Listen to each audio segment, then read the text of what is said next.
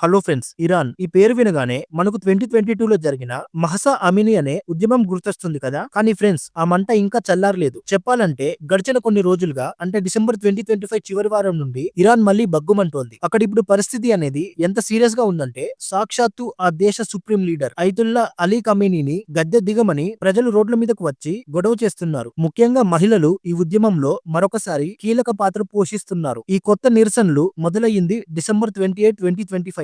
దీనికి ప్రధాన కారణం అక్కడ కుప్పకూలిన ఆర్థిక వ్యవస్థ, అంటే economical crisis. Iran currency real విలువ చాలా దారుణంగా పడిపోయింది. ఇప్పుడు $1 వచ్చేసి 1.2 మిలియన్ రియాల్స్ కి చేరుకుంది. దీంతో సామాన్యులు అక్కడ బతకడమే కష్టంగా మారిపోయింది. మొదట్లో ఇది ధరల పెరుగుదలకు వ్యతిరేకంగా మొదలైన నిరసన, కానీ ఇది కేవలం 2-3 డేస్ లోనే ఒక పొలిటికల్ రివల్యూషన్ లా మారిపోయింది. ఇప్పుడు ప్రజలు కేవలం ధరలు తగ్గించండి అని అడగట్లేదు, ముల్లాలు దేశం వదిలి వెళ్లిపోవాలి, డిక్టేటర్షిప్ అనేది నశించిపోవాలి అనే నినాదాలతో టెహరాన్ లో మొత్తం పెద్ద గోల చేస్తున్నారు. ఇక్కడ మనం ప్రత్యేకంగా చెప్పుకోవాల్సింది ఇరాన్ మహిళల ధైర్యం. 2022లో ఉమెన్ లైఫ్ ఫ్రీడమ్ నినాదాలతో మొదలైన పోరాటం ఇప్పుడు మరింత బలపడింది. రీసెంట్ గా డిసెంబర్ 2025లో నోబెల్ శాంతి బహుమతి గ్రహీత మరియు ప్రముఖ మానవ హక్కుల కార్యకర్త నర్గేస్ మొహమ్మదీని ఇరాన్ ప్రభుత్వం మళ్లీ అరెస్టు చేసి ఆమెపై దాడి చేసింది. ఒక లాయర్ సంస్మరణ సభకు వెళ్లిన ఆమెను పోలీసులు ఈడ్చుకెళ్లారు. అది అక్కడ మహిళల్లో మరింత ఆగ్రహాన్ని రగిలించింది. తాజా సమాచారం ప్రకారం టెహరాన్ లో అల్లర్లు చేస్తున్నందుకు చాలా మంది యువతల్ని, కాలేజీ అమ్మాయిల్ని పోలీసులు అరెస్టు చేసి ఎవెన్ ప్రిజన్ కి తరలించారు. అయినా సరే హిజాబ్ చట్టాలను ధిక్కరిస్తూ